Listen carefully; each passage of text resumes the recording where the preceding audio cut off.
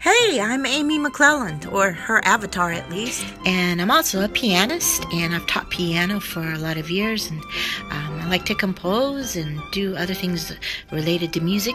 Here I am practicing one afternoon with my faithful companion, Pug Louie Armstrong. I also love dogs, and I love to rescue and train dogs as well. But anyway, I wanted to tell you about an upcoming concert that we'll be doing in Birmingham, Alabama, which will be for piano trio. So I'll be playing the piano part, and there'll be some amazing musicians from the Alabama Symphony Orchestra playing the violin and cello. We're going to play a major work by an awesome composer. Of course, he's no longer living. Dvorak's Piano Trio No. 4 in E minor. But we were trying to find another piece or a set of pieces that would be a little more lighter in nature, audience-friendly. And I couldn't find anything that really fit. So I thought, hey, why not just compose something myself? So the first set of pieces I composed, which hopefully will open the concert, are a set of 10 short pieces, and they're entitled Postcards. So just like a postcard, they're nice and short, about 1 to 3 minutes long. And each one is about a specific word that has to do with travel. Then we'll play the major work, and then we'll close with a set of pieces that are inspired by poems by famous poets. Some of my favorites, Emily Dickinson, Robert Frost, and actually the final one will be a poem that is commissioned by a modern-day poet. Which is where you come in, because we're going to need to find some funds somewhere to be able to rent the hall and pay the musicians and the poet as well. And we were hoping to also include the names of the donors and contributors in the program, and maybe even perhaps compose a piece that involves the name somehow that we can include on the program. But at any rate, I hope you might want to be a part of this project and help support some modern-day poets and composers and musicians in the Birmingham, Alabama area, and really all over the world, because the music will then be available for others to perform and the poem available for others to enjoy. So the first postcard is a Latin word that describes the feeling that pushes someone to travel. This adjective describes a desire to change and alter one's life, behavior, or situation. And in the piece itself, you see this opening passage that really drives you and pushes you into the piece, propels you forward, with these really fast harmonic changes.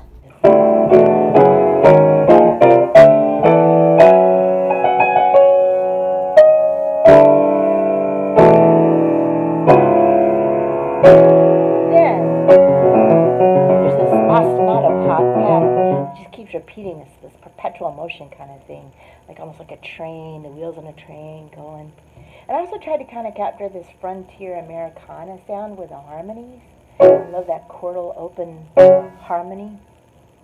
And it has this perpetual motion kind of a feeling to it, as if you're traveling or wanting to travel. So here we go.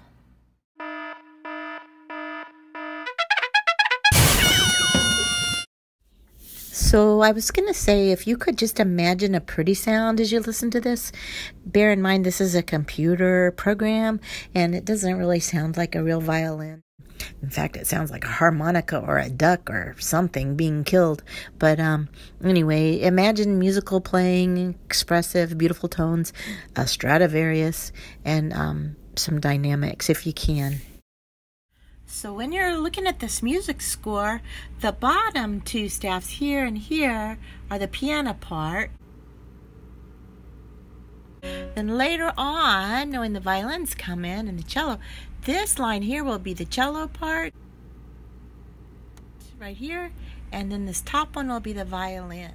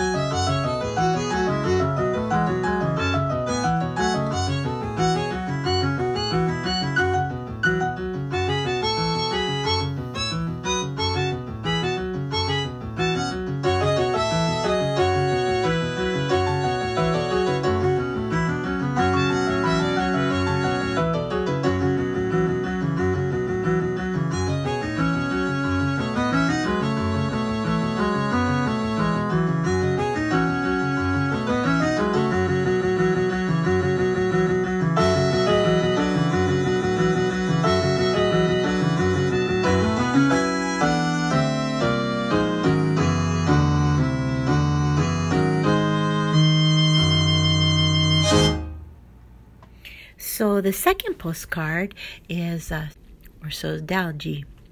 It's a Portuguese, Brazilian word that describes the nostalgia and love that remain after the journey ends. And it's a desire to return to a favorite place or a person that you met along the way. It's a yearning to be near to something or someone distant, and the feeling that remains after the trip ends. And impetus for the traveler to return to a favorite place, even with the knowledge that it may not be the same upon revisiting.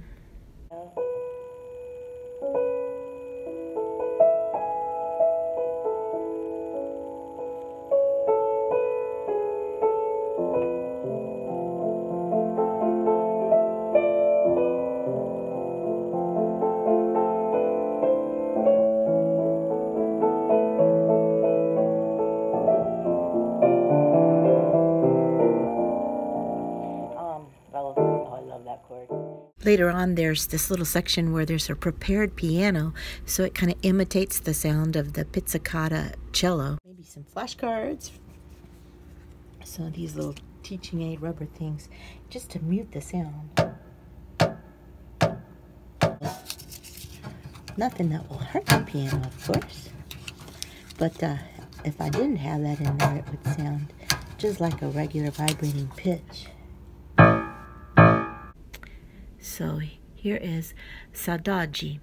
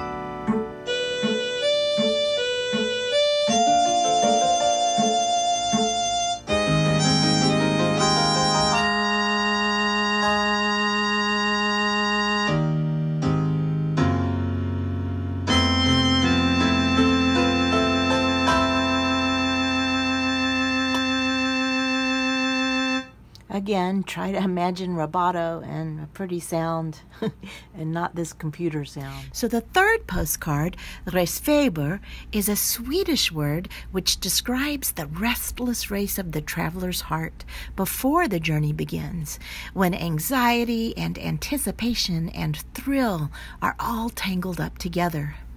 Here's me when I was around 6 years old. I flew to Sweden that summer with my dad to see my aunts and uncles, my farmor and farfar, my grandparents and cousins. Well, I was so excited the night before that I couldn't sleep at all because I kept trying to imagine what it was going to be like to fly in the plane. I was so excited. So I tried to capture that ecstatic joy of Christmas morning.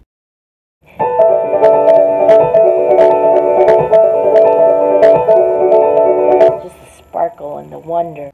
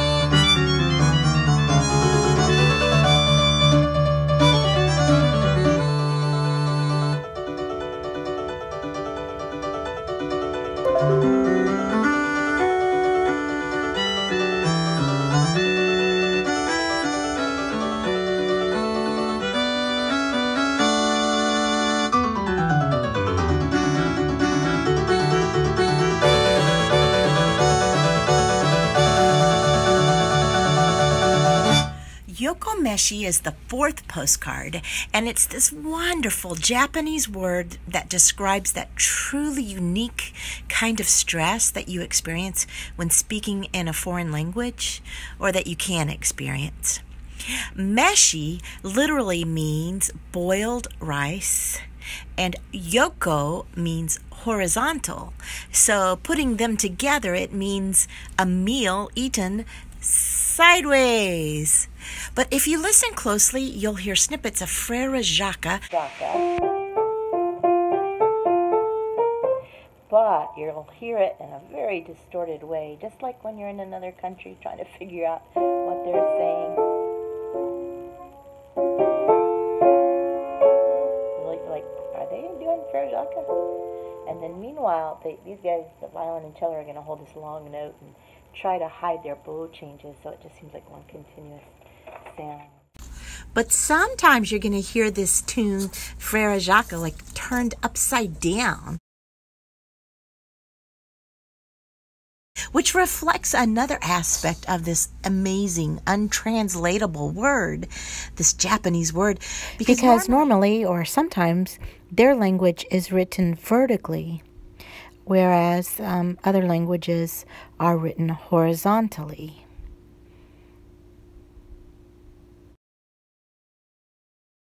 So, here is Yoko Meshi.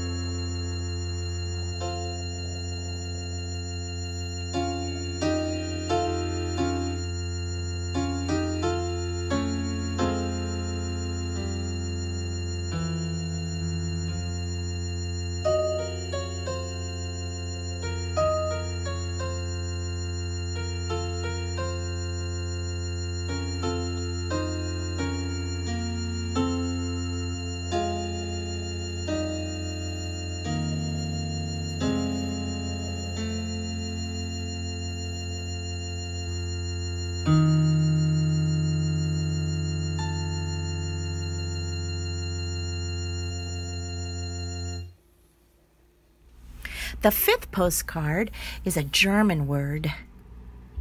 Fernweh. And it literally translates to far sickness or distance sickness versus another word which means homesickness. It describes a feeling that's even stronger than wanderlust. While someone with wanderlust might sit at home happily, dreaming about all the places they could visit, someone with this would feel a deeper sense of longing and a sort of homesickness, but for distant lands. It opens with this very forlorn sounding cello part. Stark, that's the only thing playing. If you hear a weird snuffle noise, that's my pug down here misbehaving. He's just such a naughty boy. Maybe you could picture him when you hear this. So here we go.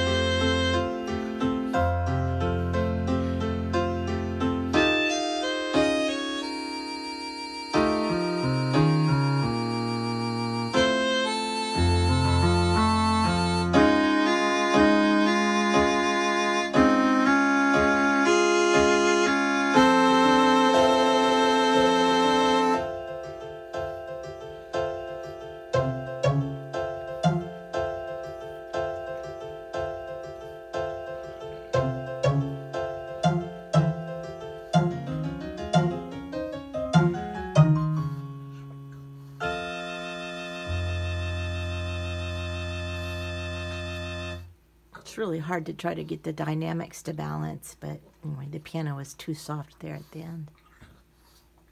So, in the computer, it's like the worst piano student ever. Really notey, so it's not going to sound like that. You know, it's going to be more of the soft effect. When you add the right hand triplet, 1, 2, 3, 1, 2, 3, to the left hand duple, 1, 2, when you put them together.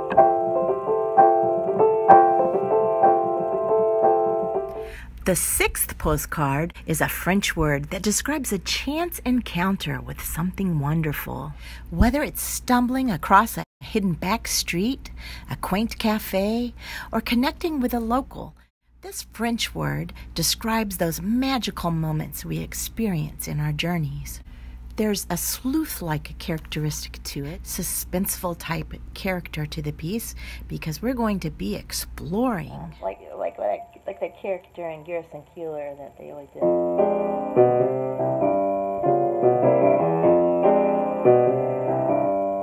So here is Trouvaille.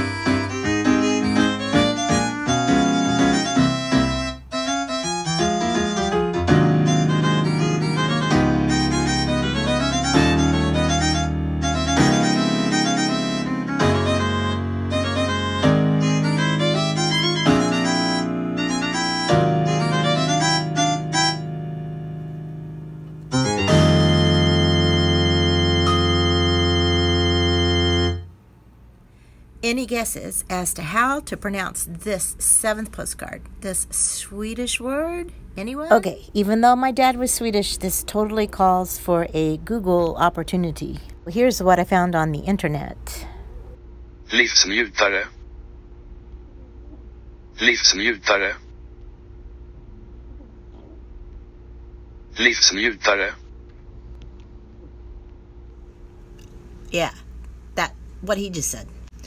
Anyway, this fancy word means someone who loves life fully and lives it to the extreme. Literally, it means enjoyer of life. So I tried to capture that with this really rhythmic kind of upbeat ostinato pattern in the piano part.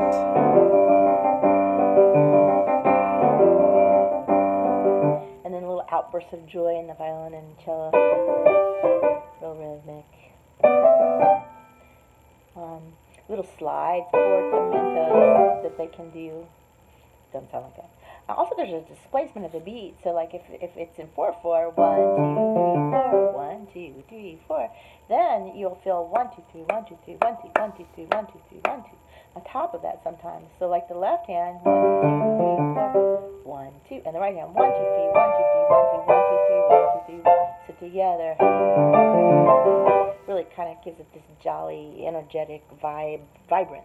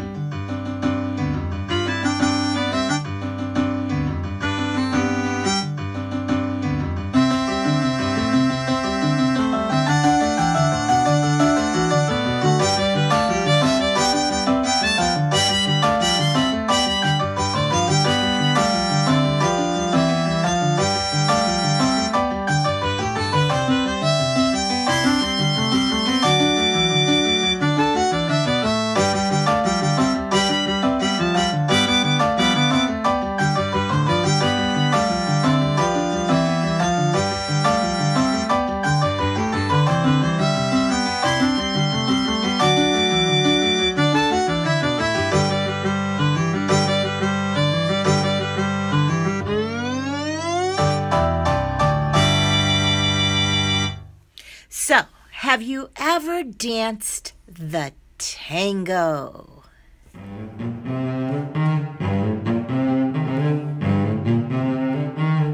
Well, this eighth word, this eighth postcard, significant, kind of reminds me of a tango. Because it doesn't always take two to tango. Because sometimes the kind of travels, the real journeys, where you return home altered on some cellular level, are best done by yourself. So this Latin word, from the Latin word solivigant means lonely or solitary, and it describes anyone who enjoys meandering around new countries and new places alone in order to take it all in. So more than your daily grind, more than your bricks and mortar home, it's the people in your life who fix your sense of identity, and being away from them for a while is strangely freeing, no matter how much you love them. So it doesn't always necessarily take two to tango. So there's kind of two moods to this piece. The first one would be when you travel alone, sometimes you do feel lonely or reflective. It's more austere.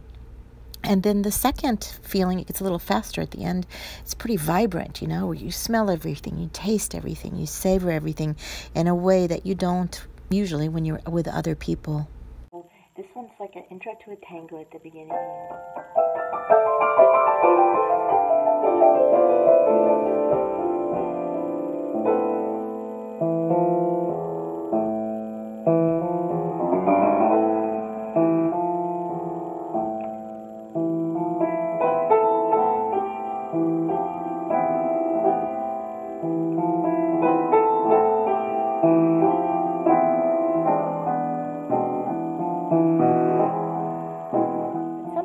Travel, it's a very vibrant experience. You see more, you smell more, you taste more, you feel more alive. So there's this change, like an awakening in the middle of the piece, and the tempo picks up.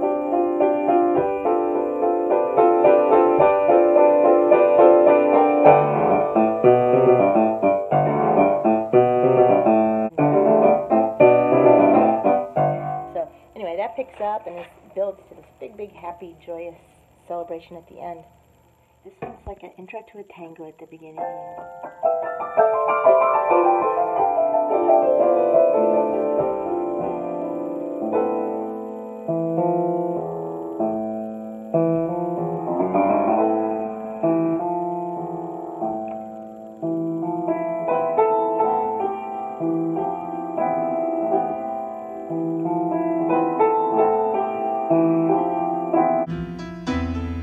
Then the cello comes in.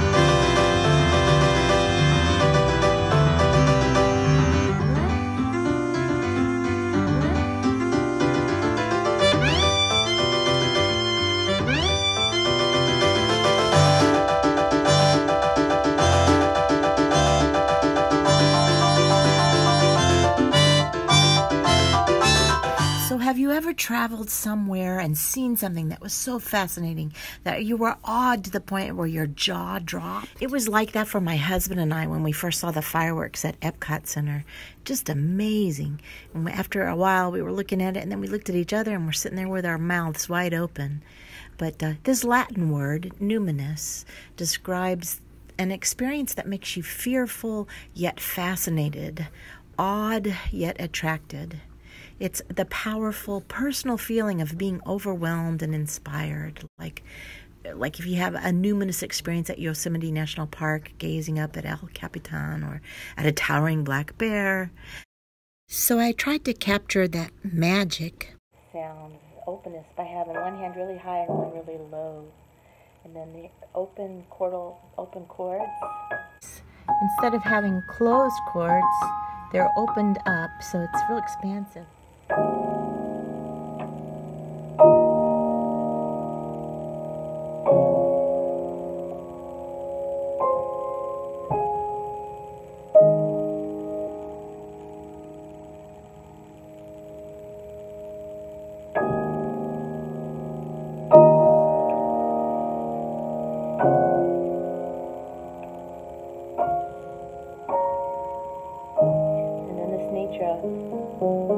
The cello part, and then the piano joining.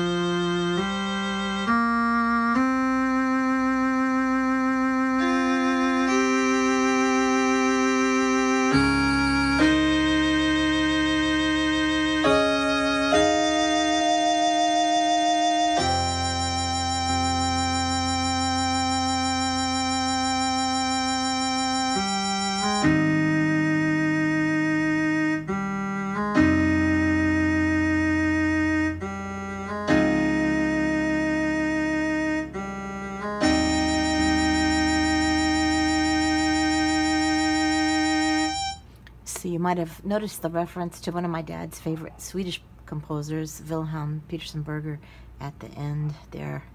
But I just had to include that because it's one of my favorite pieces he ever did, landscape. And that's sort of what this is about, are just beautiful landscapes and scenes. So the 10th postcard, quaquaversal, is this really cool Latin word that describes things moving or happening in every direction instantaneously.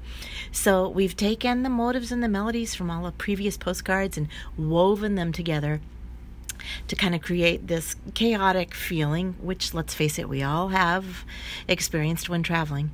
But it's like that feeling when you think your passport's in your sock drawer, but it's not, and your flight leaves in 3 hours.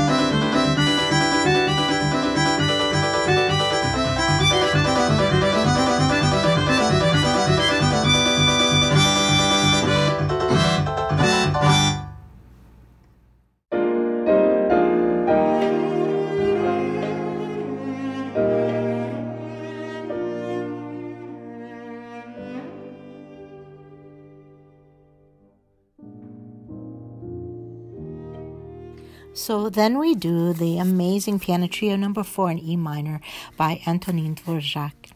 Yeah, I can't pronounce Czech. Hey, that little rolly R thing there, those Czech kids practice for years, so forgive me. But the piece is absolutely gorgeous. So then we would close the concert with a set of pieces based on poems. And the first one would be Emily Dickinson's Forever is Composed of Nows. Not based on, but inspired by the poem. So her poem, this is one of my favorites, 690. Forever is composed of nows. 'Tis not a different time except for infiniteness and latitude of home. From this, experienced here, remove the dates to these. Let months dissolve in further months, and years exhale in years. Without debate or pause or celebrated days, no different from our years, would be Anno Dominis, from Anno Dominis. So the opening harmony, I tried to kind of find something that would be very timeless. And then the division of the beat with 7 notes per beat is also timeless. And then the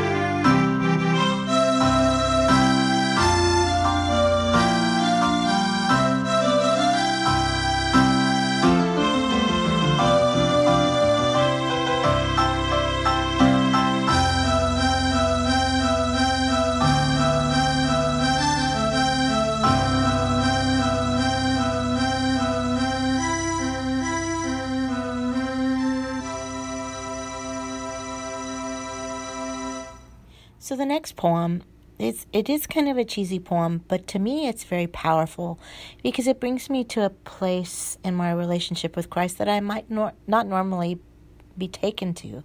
So first, literally to the crucifixion, so you're there, and also the guilt that, we don't adore him and worship him and follow him as we should, as loyally as a little black dog would. So this poem is The Little Black Dog by Elizabeth Gardner Reynolds, and it goes like this. I wonder if Christ had a little black dog, all curly and woolly like mine, with 2 silk ears and a nose round and wet, and 2 eyes brown and tender that shine. I'm sure if he had, that little black dog knew right from the first he was God, that he needed no proofs that Christ was divine, but just worshipped the ground he trod. I'm afraid that he hadn't, because I have read how he prayed in the garden alone, when all of his friends and disciples had fled, even Peter, that one called a stone. And oh, I am sure that little black dog, with a true heart so tender and warm, would never have left him to suffer alone, but creeping right under his arm, would have licked those dear fingers in agony clasped, and counting all favors but loss.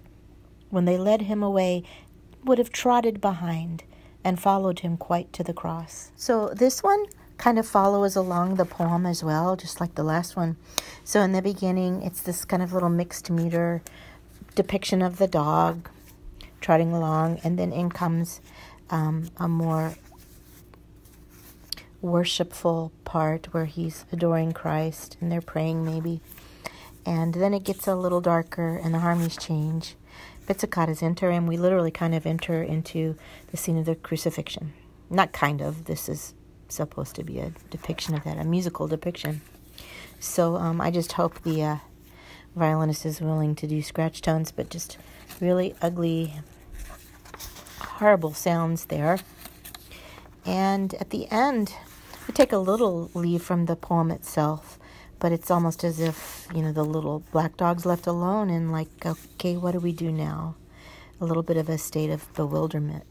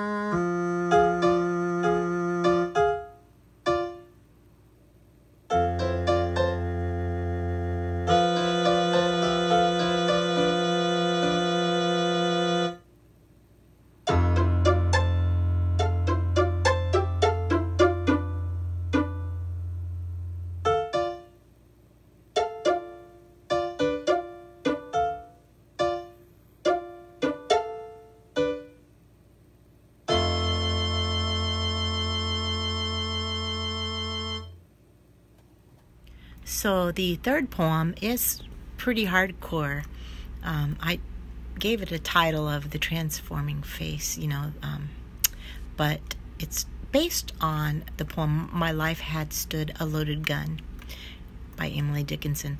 And some people interpret this poem can be interpreted so many different ways, but some interpret it as, rage and maybe even a possession.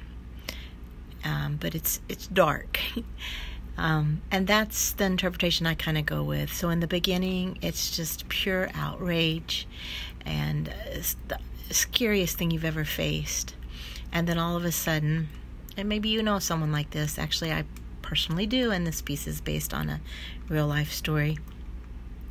But it was the most terrifying thing I've ever experienced. But the scariest part was actually not when they're screaming and just wild. So even though you fear for your life when they're screaming and going wild, that's actually not the scariest part. The scariest part was when they all of a sudden changed, and their face right in front of you goes to this totally lucid kind of, normal, but it's not exactly normal, because they've got this kind of crazy look behind the eye, even though they're all of a sudden suddenly, quote, sane. And it's that the Vesuvian face in the poem is in that moment the part I try to capture here, because it's like they love the fact that they have unleashed this rage, and they just adore it more than anything, which to me kind of seems like a possession almost. And then there's this part where they're almost mocking you with it, laughing, and it actually ends with these four kind of haunting chords, as if it's chiming the hour for the witching hour. So hopefully you've never met a person like this, but the poem itself, I'll read it. My life had stood a loaded gun in corners till a day the owner passed identified and carried me away. And now we roam in sovereign woods, and now we hunt the doe. And every time I speak for him, the mountains straight reply. And do I smile such cordial light upon the valley glow? It is as a Vesuvian face had let its pleasure through. And when at night our good day done, I guard my master's head. 'Tis better than an eider's duck's deep pillow to have shared. To foe of his I'm deadly foe, none stir the second time, on whom I lay a yellow eye, or an emphatic thumb. Though I than he may longer live, he longer must than I, for I have but the power to kill, without the power to die. So it's a short piece. It's not something I want to dwell on longer than I have to.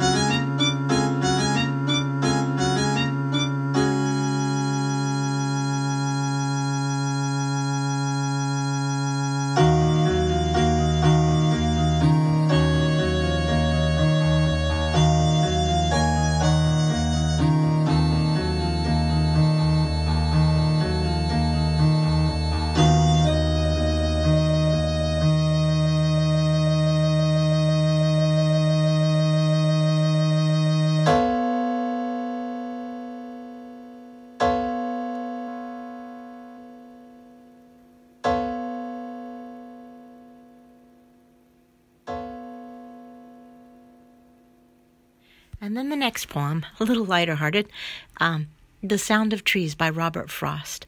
And it's sort of about, in the beginning, the trees are talking to each other, and just a dialogue. And then they're all, like, making all this big noise about all the big things they're going to do in this world, like how you going to keep them down on the farm after you've seen Gay Paris. But, of course, in the end, they are stuck. And so they stay where they are, but they say they meant to. So this poem's wonderful. I wonder about the trees. Why do we wish to bear forever the noise of these, more than another noise, so close to our dwelling place? We suffer them by the day, till we lose all measure of pace, and fixity in our joys, and acquire a listening air. They are that talks of going, but never gets away, and that talks no less for knowing, as it grows wiser and older, that now it means to stay. My feet tug at the door, and my head sways to my shoulder, sometimes when I watch trees sway from the window or the door. I shall set forth for somewhere, I shall make the reckless choice, some day when they are in voice, and tossing so as to scare the white clouds over them on.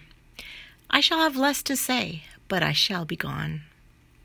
So actually, I haven't finished this piece, and I don't know if I want to kind of end it just where they're off doing their fancy thing, or come back. So I'm not quite sure how it's going to end, and I may not even go to the jazz part at the end, but this is where I am right now with it.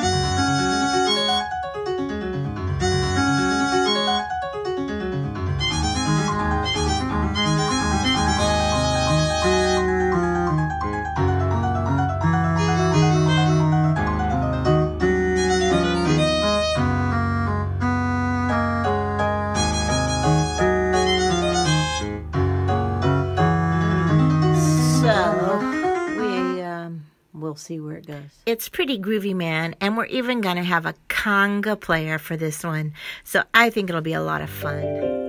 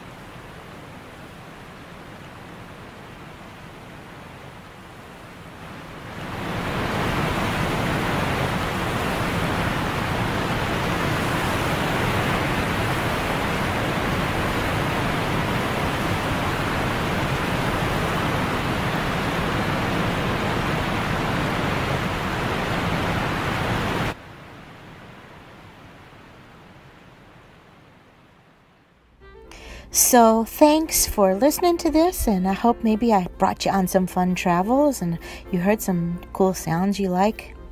And we really would appreciate any contribution you can make so that we can bring this show to life. And like I said, we're going to mention all the names of the donors in the program and maybe even write a piece that includes the names as well.